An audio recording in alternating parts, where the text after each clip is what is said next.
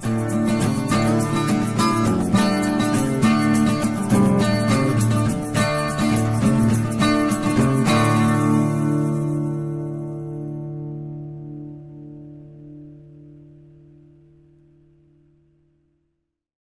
g'day.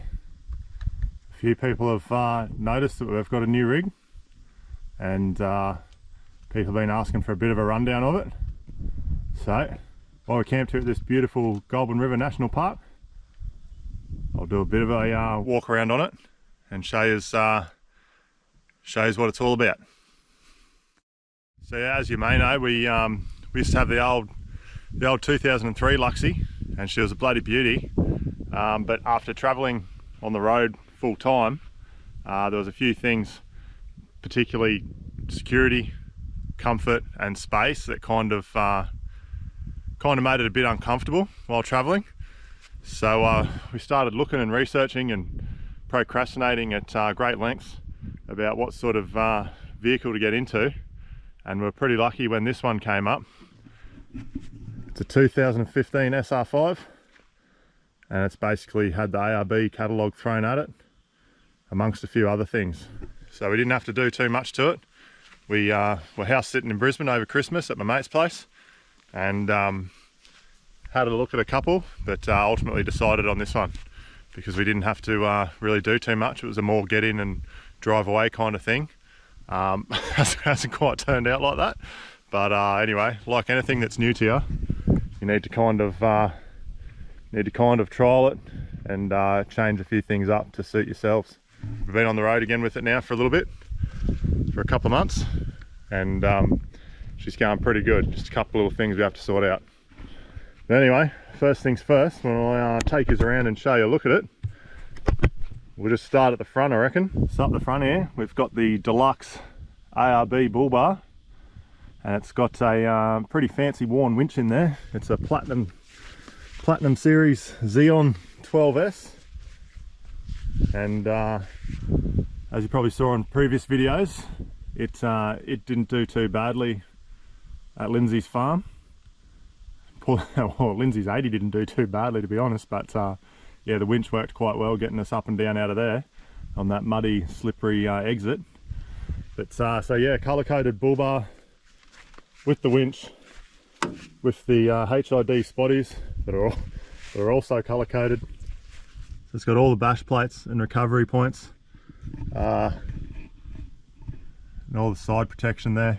It's quite a kitted out bull bar, and it's got plenty of protection underneath. So pretty happy with that aspect. The vehicle's got a 3-inch Bilstein suspension lift.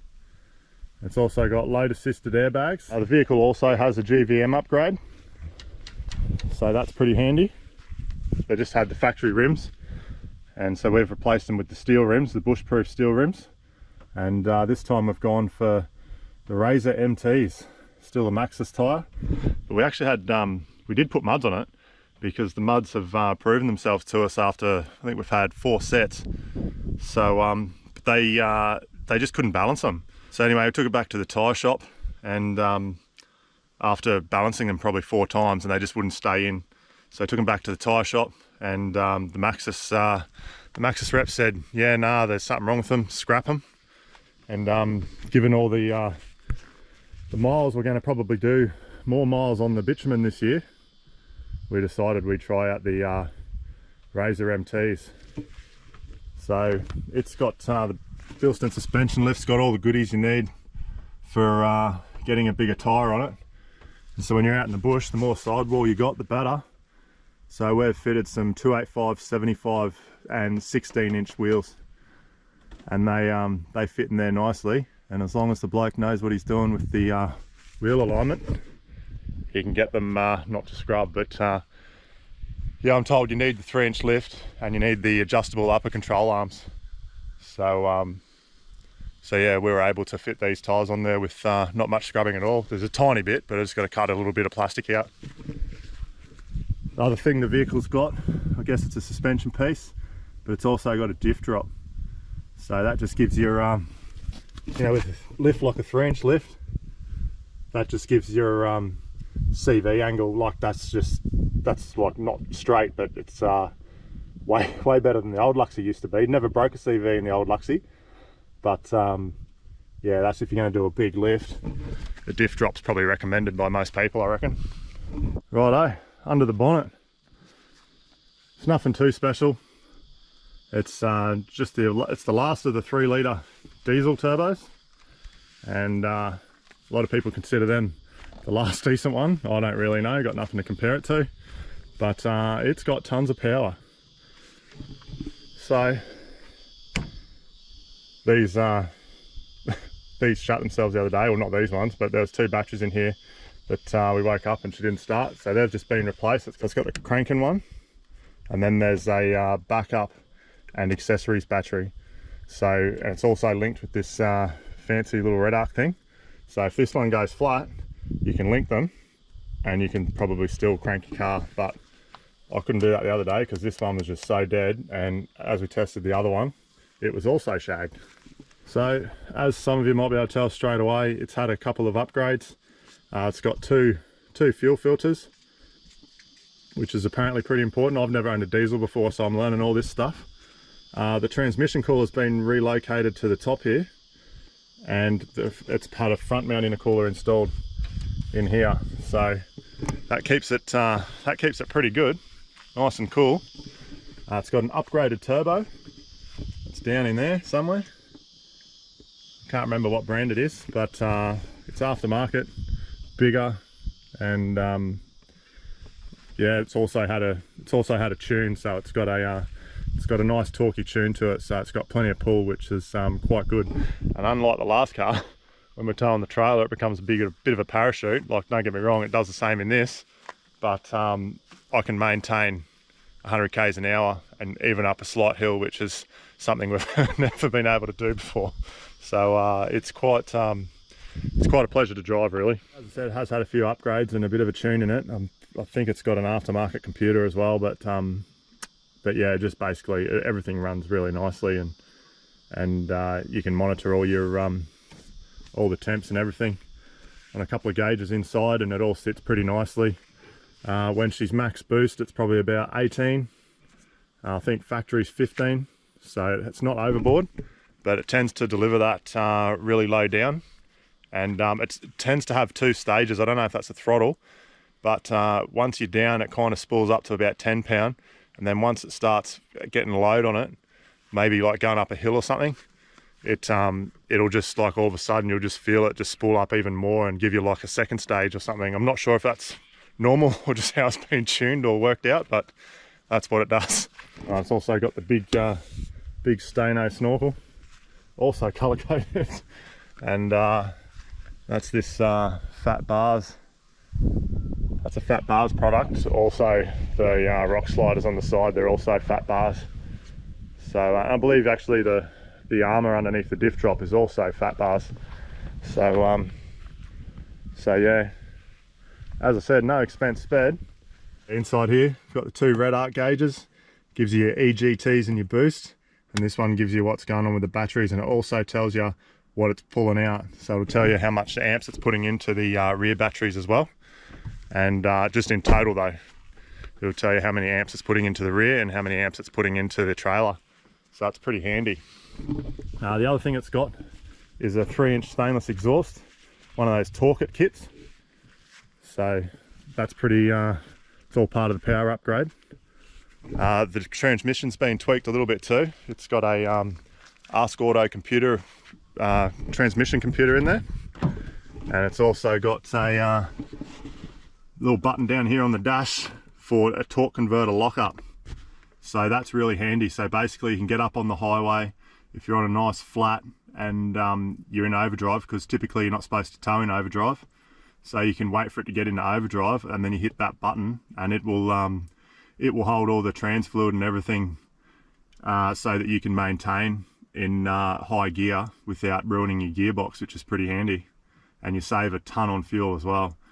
And it's also pretty good for when you're doing any sort of downhill stuff. You can lock it in a real low gear and yeah, control it that way. But not a bad little bit of kit. I had no idea what it was until I started using it and finding out what it is. So so yeah, pretty good piece of kit to have, especially when you're doing big Ks on the highways. Another thing it's had extra fans installed to keep it cool. So when she does get a bit hot, just hit that button and some extra thermo fans will kick on. So yeah, there seems to be like no expense spared. The suspension's worth quite a bit of money, and the everything under here is really top shelf sort of modifications, and it's not just like blowing a whole heap of boost up its guts, and it's kind of it's got everything else in place there too to sort of protect it and keep it cool and keep it reliable. So that was a big selling point. All right, inside the vehicle, it's got the trusted badge. But it's got my mates along for the ride. Cheers to you, Ted and Casey. But anyway, I'll leave the sun visor on. This is the ARB Lynx control. I'll get a snippet of that next time we drive to see what goes on there. As I said, the gauge is over there, tells you what's going on pretty much. I've got a OBD2 sensor, which is on a mobile phone app, that tells me what's going on with the computer and any fault codes or anything going wrong. But other than that, it's just pretty standard SR5. It's got some pretty worn seat covers on it. The seats are mint underneath that, but I saw how good the seats were, so I'll just put the shitty seat covers on it just to protect it a little bit. But yeah, nice black interior. This whole head unit's been upgraded, so that's got all your navigation and everything on there. It's quite clever, all full Bluetooth, everything, and yeah, it's just quite an upgrade from the factory. So so that's pretty handy to have. It's got all the mobile phone stuff all throughout, so you can just call and talk, and like new cars, I guess. It's got the Red Arc Tow Pro Elite, so that's pretty good. I did have to, it wasn't working when we first hooked the trailer up, and I'm kind of like, oh no, what the hell's going on? And then I started at the back pin and ended up tracing wires all the way through it under the dash, and it was just must have wiggled a little bit loose. I just pushed the connection in and it all lit up and started working. That was after I pulled everything bloody apart.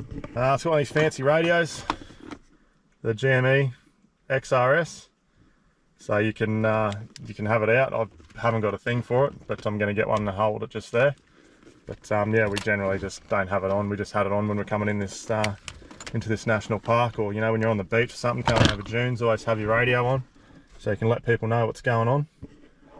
And yeah, there's really not too much else to write home about. I removed the rear seat as well and just put a bit more of storage area for some of those things that you want fully secured and fully out of the weather. So that's actually working out really well, because previously, coming from a space cab, a lot of stuff went behind the seats, but when you've got a rear seat in there, there's not much room. But if you take the rear seat out, it's so much room. It'd be double the space of the space cab that we had. But basically anything we had behind the seats in the previous car has gone in the back there, so that's been all right. And I've got my guitar. So there might be some tunes coming. And that brings us into the back, which was a big selling point. This custom-made canopy on the back is, as I said, yeah, a big selling point, because it just meant we could put things in out of the weather and lock it up and be secure. Most of our gear's out at the moment because we were worried about more mold, so we had to check everything. But anyway, it's got a set of drawers in here. Basically, we used to run 2 of those green tubs, and that's got our hiking kit and other camping gear for when we're away from the trailer. And basically the rest of the other green tub, which was just general camp stuff and setup stuff, has just gone into, there's a drawer here and there's a drawer on the other side. It's also got this handy pull-out table, and I've put a little map of Australia on it, as is up there with all the spots I've been. But yeah, it's quite handy. You can pull your fridge out, cook some lunch, make some lunch, whatever. And yeah, it's actually, we're starting to get quite used to it. But as I said, we're probably going to rejig this a little bit. So yeah, that might be going. It's got the Waco Dometic 95 litre fridge with the 95 litre MSA drop down slide. But yeah, all that weighs quite a bit. So and it's at the back. So we're thinking about switching things around. Up there's a good old travel buddy. A little shelf to put things on. We've just got a couple of leads and some chairs and some lights up there, but it's a pretty decent space. But yeah, as we keep utilising it, we'll figure out how we want it for ourselves. Got these under tray toolboxes here. That's got the jack and compressor lines and everything in it. Around the back here, it's got this big rear trundle drawer. It's got a few tools, straps and stuff in there, shovels. That's pretty handy. It'd be even handier if it had like a little lid on it that you could use for a bench as well, but with the thing around the side you probably don't really do that too often. It's got a pretty heavy duty tow bar here, one of these bloody X bars. It's yeah, pretty chunky. It's also got some pretty well rated recovery points, so you can pull this thing out from the rear pretty easily as well without worrying about anything breaking. So that's pretty handy to have. It's also got a 100 litre water tank up underneath with just this tap here, just gravity fed, and that comes in handy too should we need to carry some extra water. It's got these lights on each side. They're like ARB X-ray or something. They work quite well, each side and the rear. So when you're coming into camp at night or whatever, you just beam them on and she lights up the whole area 180 degrees around the car. We've also got 4 Max Tracks. They're all like, 2 are brand new, and I found a couple on Marketplace real cheap, so went and snatched them up one day, and I've just bought the mounting pins and I've mounted them to the back like that. And much like the old Luxy, it was just a bit of a waste of space, so a perfect spot to put some recovery tracks. We've only needed them once at Lindsay's farm. On this side, another under tray toolbox. That's just got recovery gear in it. In here is supposed to be a dog box. I don't know if you put a dog in there, but we don't have dogs, and so we're just using it as a place if things can get wet. I've got a bit of a tool chest in there, everything I need to kind of fix things. A couple of spares, just got a jerry can, chainsaw fuel, our walking sticks, and just our shoes in there that tend to get a bit wet, so we just throw it all in there. But got to do something better there. But it gets quite wet, that's the only problem, so yeah, not too sure. And then as I said, this side, another big drawer. And in here I've just got the awning walls, whole heap of sand pegs and some extra sort of rope and stuff, my tackle box, just a couple of cleaning products, and that's about it over this side. But yeah, nice deep drawer. Yeah, it does the trick. It was a bit sad to mount my shovel like that, considering how fancy the one was on the last Luxy that me and Aaron sort of figured out one day, and Aaron welded it all up and made. So that was just a couple of these, I think they're Rhino rack brackets, and they just clamped down, so I just bolted that to one of these little tags, and yeah, that holds that all right. I might end up flipping it around because obviously when that gets wet and it's all rusty, it's just dripping down the back of your car, but it doesn't seem to be hurting it too much. So we've had plenty of rain. The only other thing I've done is I taxed the awning off the old car, the Batwing. It had a pretty ordinary worn out King's awning on it. So yeah, one afternoon I just swapped them out. Got some new brackets, reinforced it a bit, and got the good old rod strapped in the same old place. Oh, and I forgot to mention, I think it's about 160 watt solar panel on the roof, and that's also a red arc solar panel, and it if it's nice and sunny, which it's kind of half sunny today, it outruns that fridge, so it's pretty good. So the canopy didn't have a finish on it, it's just bare aluminium. It was looking a bit sad, so I polished it all up, not that you can probably tell now, but also I just wrapped the doors in. There's a silver vehicle wrap which is pretty bloody close, and I just thought, yep, get that done. I designed a new logo, or just sort of added to it, and the good folks at Wolf Signs hooked me up with the decals, so thanks a lot, lads. They look pretty good, and yeah, it just goes real well, the matte black on the silver. So a little bit bigger than what I usually would go for, because I find self-promotion pretty cringy. But anyway, it's I don't know, in my books it's out there and at you now, so when you're driving around, people will definitely see it. But yeah, anyway, I just reckon they look pretty good. Bit subtle, but again, it's a lot bigger than what I ever used to do. I used to just have something on the window and that's it. But heaps of people said, no mate, get something bigger so they know who you are. But anyway, so that's what we've done. So yeah, thanks again to Wolf Signs at G-Bung. Legends in there. I worked there for nearly 10 years, and we're still all friends there to this day. Just a great bunch of blokes. Righto, let's check out the Hilux's 12-volt system. It's a bit more fancy than what we're used to. So we've got on board here, we've got the Manager 30 system, which talks to this control panel here. And basically you run through that, it tells you everything you need to know about the state of your batteries and what's going on. So I don't really need to go through that too much because they've been around for a while and people kind of know what they are. I think there's an upgraded version now you can get, but I'm not too sure about all that because I've kept things pretty simple myself, but this is pretty fancy for me. But yeah, so it's got the Manager 30 system controlling everything. It's got 240 amp hour AGM batteries in there that we're probably going to change over to lithium. And up here we've got the ARB compressor, which is plumbed into the airbag suspension, and also it's got a little outlet here. And it's also connected to the Link system. Now I'm a bit skeptical about the ARB Link system. The little unit that came with it is basically just an old Android phone, and it was basically a piece of shit. So it wasn't very good, kept dropping connection, and if you have any accessories on, you can't bloody turn them off unless you've got this Bluetooth connection going. So I was lucky enough, my mate Brendo gave us a new phone, and or a newer phone, an old phone. And that works a lot better and shouldn't really have too many troubles.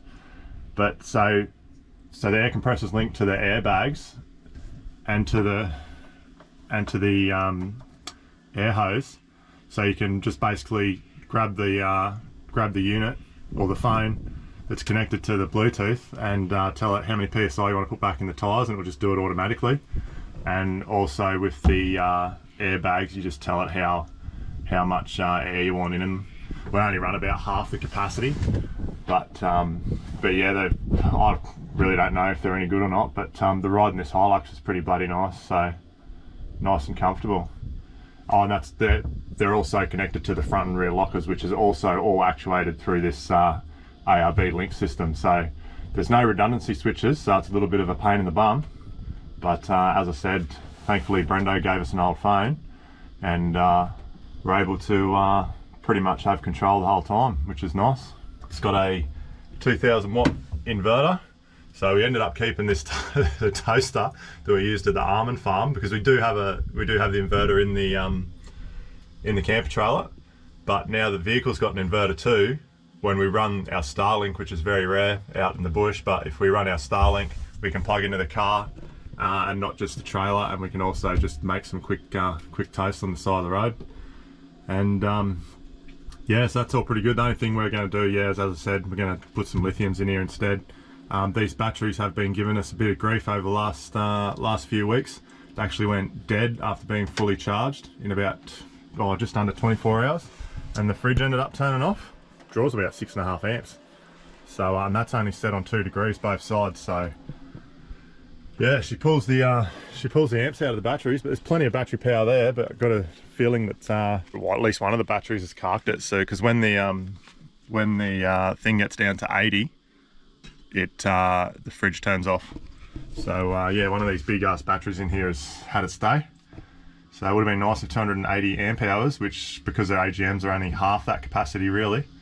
But yeah, suspect that one of them have dropped, or they both might just be that old.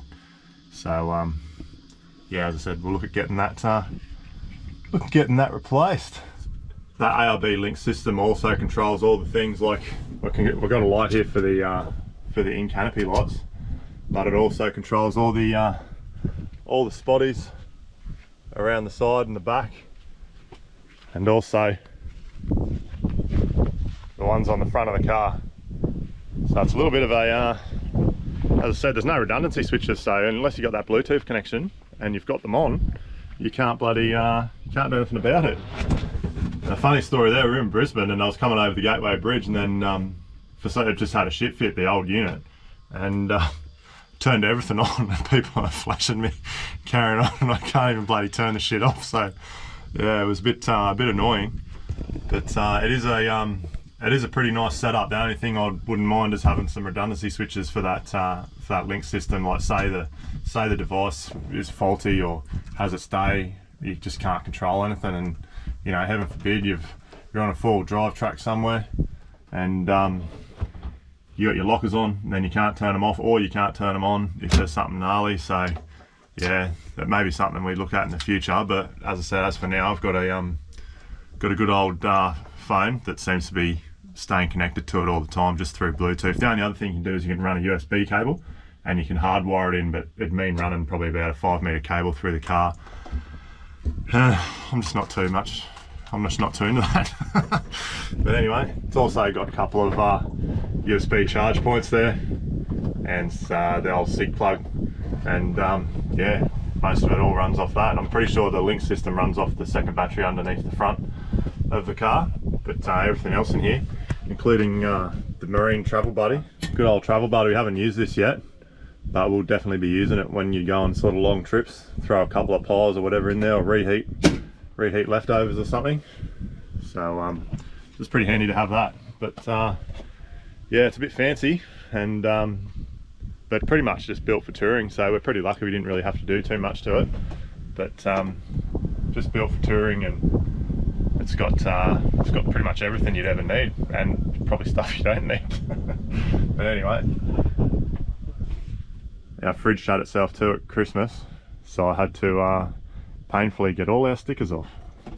So I managed to do that and put them back underneath here. That's about it, I reckon.